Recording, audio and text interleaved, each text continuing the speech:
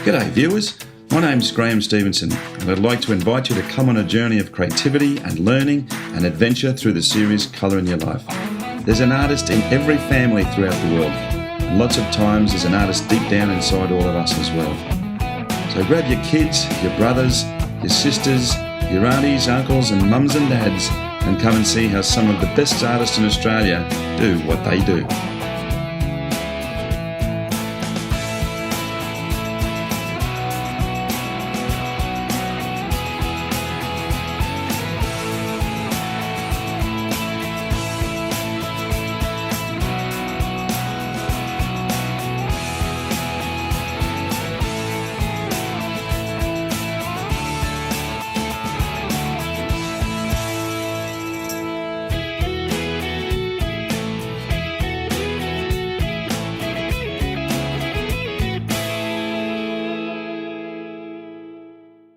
Well, hi folks, and welcome back to Colour in Your Life. Well, we're down in South Australia and we're in the Barossa Valley and we're actually at a Cooperage, which is a place where they make kegs.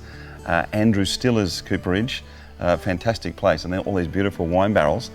And I'm with a lady that does something really interesting. I mean, when I first spoke to Joy Day, welcome to the show. Thank you. When I first spoke to Joy, she does something that I had never seen before. I mean, I'd heard of, but it's a fascinating art form and it's called pyrography.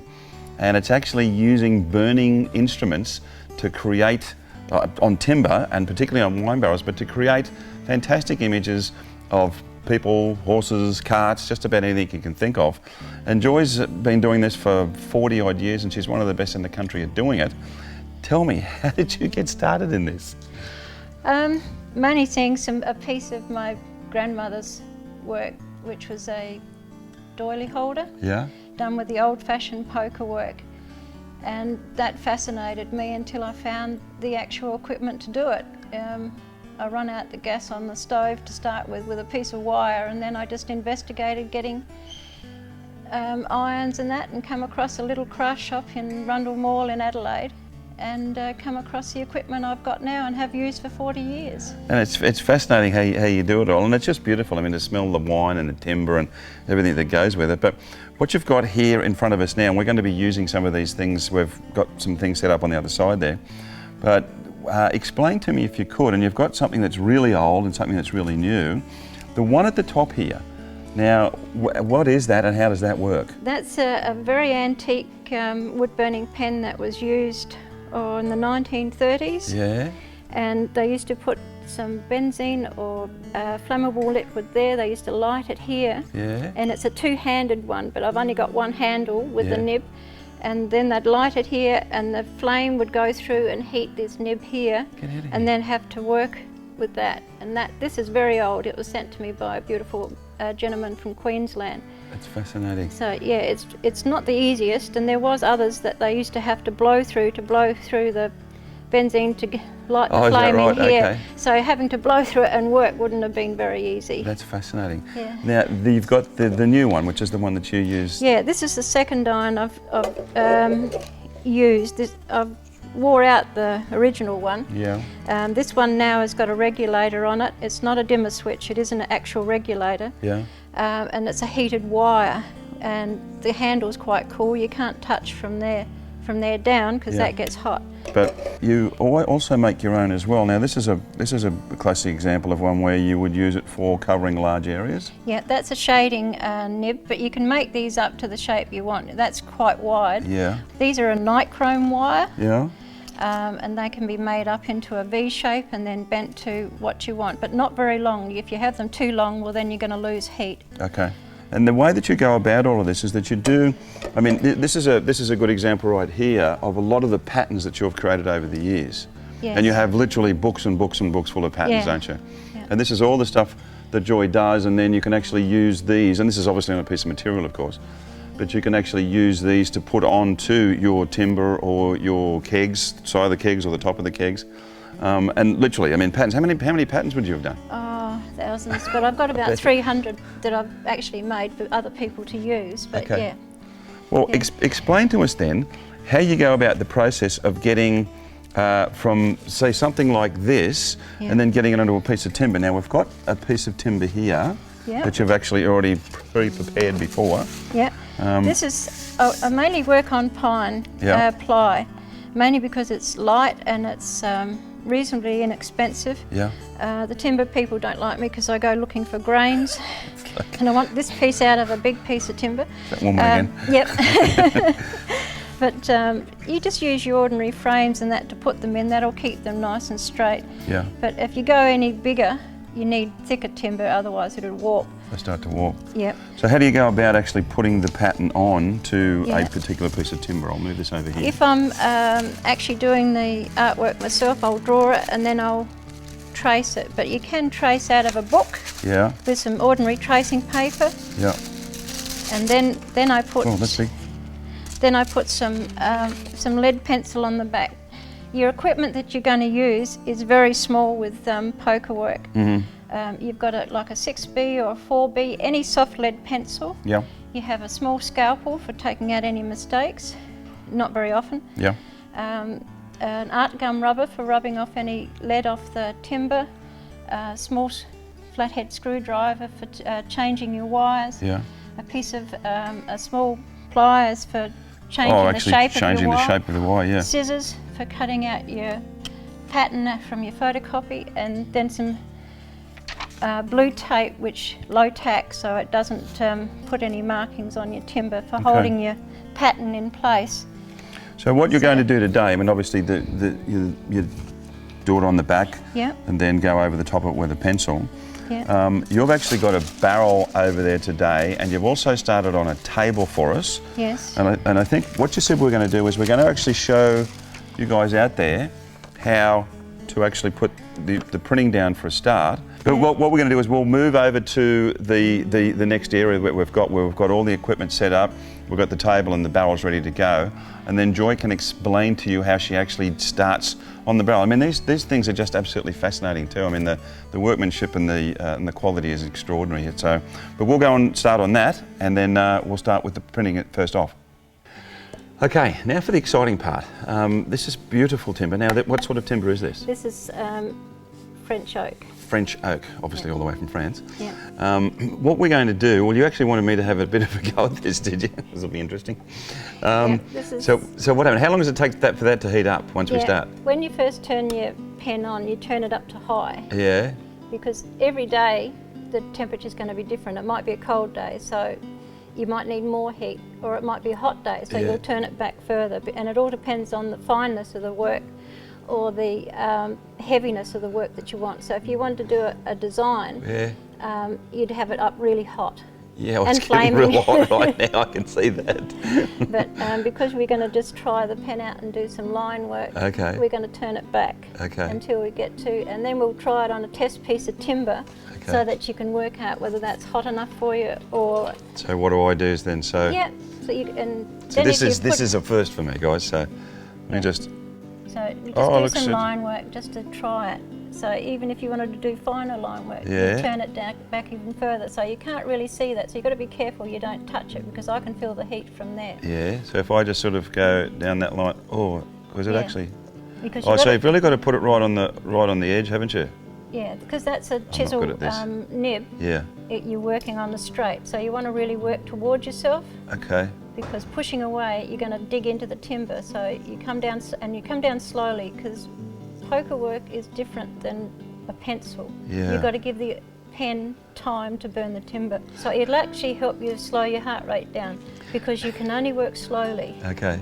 So it's relaxing.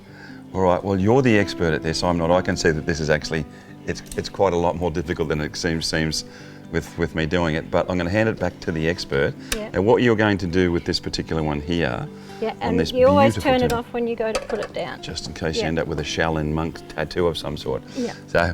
So with this one here... This is your photocopy. Okay. And you've got your soft lead pencil. Yep. And you've rubbed on the back of there. This is the easiest of putting a tracing onto your timber. Yeah.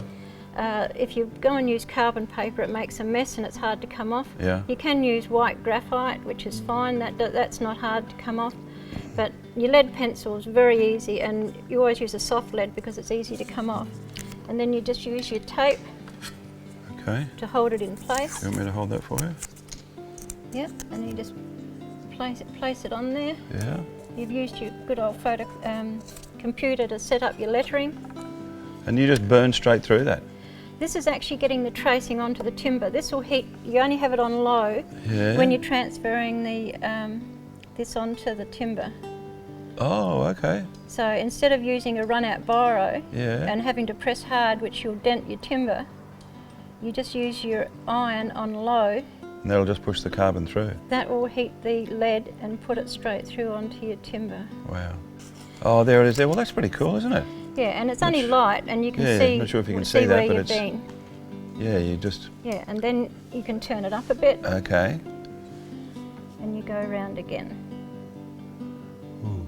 And get we my have hands a up. small fan going, and Yeah, I was if you're gonna say, doing yeah. a lot of burning Yep. and it's up high, that's going to pull the smoke away from you. So you work on the straight of the wire. You can see it's quite sharp and carving it. Yeah. But that sort of really digs in there too, doesn't it? Oh yeah, this chisel end does dig in. You do a lot of kegs, and some of them are quite complex. Yeah, I can do anything from people's wedding photos, their dogs, their ute, their cat, Yeah. a lot of trucks and cars. I suppose when you're out living in the country, that's a lot what of happens. people like the horses and wagons. Yeah. So you do a lot of this type of work for all of the Coopers. Wineries, area. cooperages, Yeah. yep, and private people as well. Yeah. It goes all over the world. And in saying that as well, I think this is really, really cool. You have very, very generously, which I think is just a fantastic gift. I think it's just wonderful. Joy's actually put this keg together for us with the Colour in Your Life insignia on it, and I think that is just fantastic. It really is. You're very welcome. It's beautiful. I mean, the craftsmanship all around in these is just absolutely There's superb. many hours in making the keg, and there's a few hours in the actual work. It's just fantastic. I just can't believe it. It is just so sweet of you. I'll probably just be filling it with, I don't know, we'll think of something special. Yeah, well, These are pretty good for port, aren't they? oh yeah. Yeah. Yeah, I've got a port keg. Yeah, Is this one of the? Is this the French timber or? yeah, that'd be recycled French timber, like from old port kegs that would have been over 50 years old. Yeah, and you were saying Yeah. before. I mean, obviously we're surrounded by them, but they actually will take the kegs apart and then re-scoop the timber Oh yeah, yeah, yeah. to make them work again. Yeah, sometimes some of these smaller kegs might only be out of one will come out of one keg, but Yeah. sometimes they might get 3 or 4. That's It all fantastic. depends on the quality of the timber that's Yeah. left in the old kegs. It's an amazing, amazing room, amazing area. This whole area goes back to when the Germans first Oh, yeah. established it, back in the 1840s, wasn't it? Yep. They came in and 1836, the Seppelts. yeah. With German families that did the wine. But a lot of the antique stores around here have got pyrography in a lot of the antiques that Yeah. you go visiting, and that's obviously had an influence on you as well. A lot of the earlier pieces that I have done Yeah. are actually called antiques because they're over 20 years old. Okay. Because it's not widely accepted into art shows, you are making antiques because it's an art form that in some art shows they specifically say no wood burning. Is that right? Yeah, How does that make you feel? not good. It's really, yeah, and then this is what sort of Colour in Your Life's about as well. I mean, very much so. Is that it's about all forms of creativity. Yeah. You know, I just sort of And, think that yeah. you can't sort of judge one above the other. No, and there's some fantastic in the hours that I know that a lot of people spend on their artwork. Yeah. There's, they should be in there. Absolutely, absolutely. Part of what Joy does as well is that she combines her artwork and the timber and the pyrography and forms them together to really create some quite beautiful pieces. But she's also got a table that she's been working on with 2 Major Mitchells, if I'm correct, Yeah. with my parrots. 2 Major Mitchells, and she actually adds the colour, and she's going to show us a little bit more of an aggressive technique that's involved with the table. And then she actually uses Joe Sonia paints Yeah. to be able to facilitate working the coloured three-dimensional side of it as well. So we're going to take this guy away and then bring the table in and show you what happens with that as well. Okay, well here is this beautiful piece of artwork here, and it's been made into a table, which is pretty amazing as well. But lead beaters, cockatoos, beautiful animals. Yeah. you're going to continue to burn this down here? Yeah. Okay. This has already been burnt the outline before and coloured, and it needs to be reburnt. Plus we need to finish off some leaves and that here. Okay. And I'm going to get you to help me with that. What? Oh, you want me to do it? Yep, I want you to do it. Okay. There you go. You're kidding. No. So you turn the heat on and you turn it up to high to start with. Okay. Yeah, and then turn it back to about half. Like so? About Bit. yeah, when it's just sort of showing. That's about it. Okay. Yep, that should be comfortable. Yep, and then just It's the first for everything, isn't it? follow your outline where we put the and then sort of tracing. move away or move towards. Move towards yourself. It's easier to come down towards yourself. You've really got to have a steady hand. Yeah, Really steady hand. because you're working slowly. It looks like you're doing it in slow motion. I can feel the smoke coming up into my face, but it's. Yeah, we can bring the fan closer to you if it annoys you, because you're pulling the smoke away if you have the fan facing away. Is that about right there? Yeah, that's it. Yeah. Now, in saying this, do you do a lot of this with kids? Yeah. And you do a lot of workshops with people? This is really cool. I can see, because it's actually quite hypnotic, this. Yeah, it's just very relaxing because it is slow. It gets quite addictive. If you don't do it for a few days, you sort of just aching to get back into it because it is relaxing and quite therapeutic. I'm going to give you a different nib to use. Okay. And we're going to use it on high. Yeah. And so you can do some of that area. But anytime you put the pen down. Yep.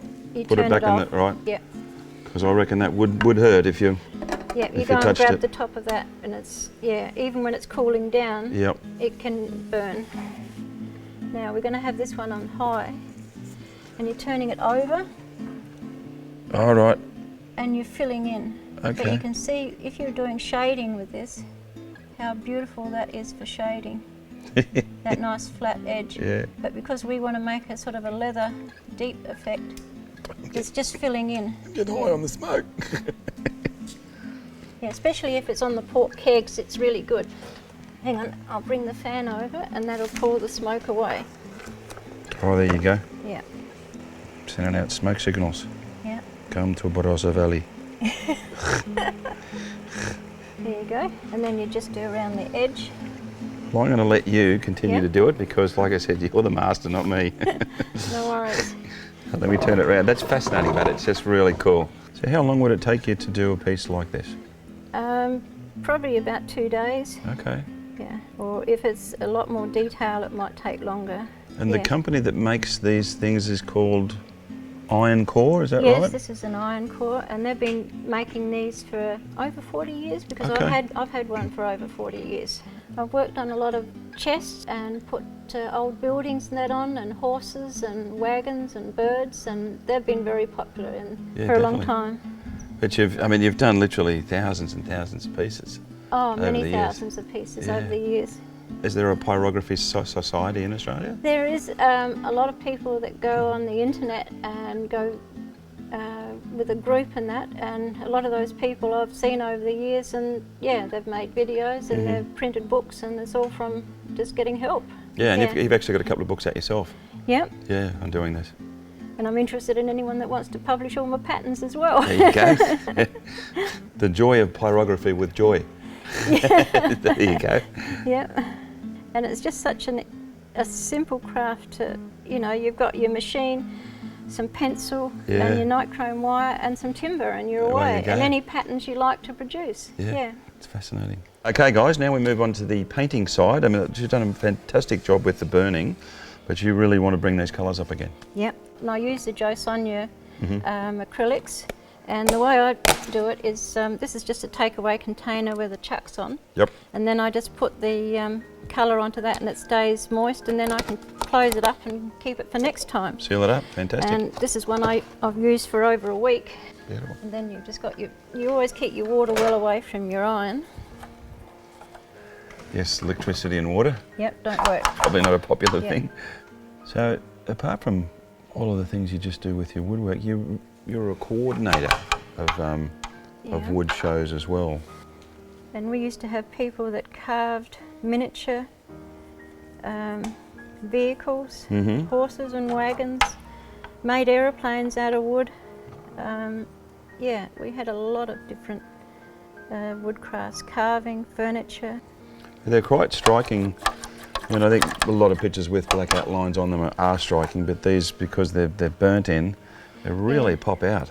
Yeah, quite dramatically. Sort of a brown. Okay, heated right up. Ooh, you see how that pops out? Yep, but you always do cool. your the outline a lot deeper. Yep. All right, well, Joy's got a little bit to do on this, but we're going to let Joy work for a little while and we'll be back shortly.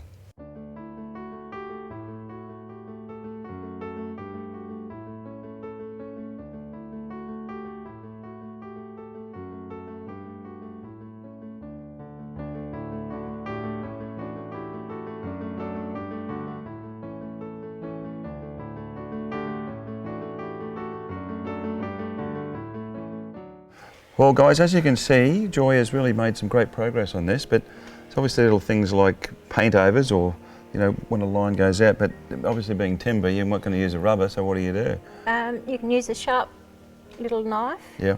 You can sort of scrape it, or you can get some fine sandpaper. Yeah. And that'll take it off. But really, most times, here it is, yeah. There you go. Thank you. Just bend it over. And you can just take it off in the corner there. Yeah, just take it off. There you go. There's always sand with the grain too, otherwise it's going to show up. And if you've done a burnt line that just looks a bit too dark there, yeah, it's fantastic. you can take it out. Voila. Well, as you can see, a beautiful piece of work, fantastic day. I mean, it's you know, the thing about Colour in Your Life is that we love creativity and we love people expressing and showing us their abilities and their creativity as well, and this has just been fantastic. Joy? Thank you very much. Wonderful experience today. And also I really want to thank you as well for this really generous gift. I think it's just magnificent. Also, we have to thank Andrew Stiller from Stiller's Cooperage. We're in his magnificent building. Obviously, nobody's here at the moment, we're here on a Sunday. And also Tony and John from Barossa Unique Tours. They do a great job in guiding people around the area on motorbikes, which is pretty fantastic, and you know, sort of toured me around today anyway, which was pretty cool, and then obviously ended up at the Cooperage, which was great. And if you want to see more of Joy's fantastic work and also talk to her about her workshops, you can come to joyday.com.au. Also, if you want to see more of this, you can come to colouryourlife.com.au. Come into our Facebook page and also our YouTube page. We've got tons of people in there these days. We're going to head off as usual, but it's been great. Thank you so much for having us. It's been really, really cool. But remember, always, make sure you put some colour in your life. We'll see you next time. Bye now, guys. Bye.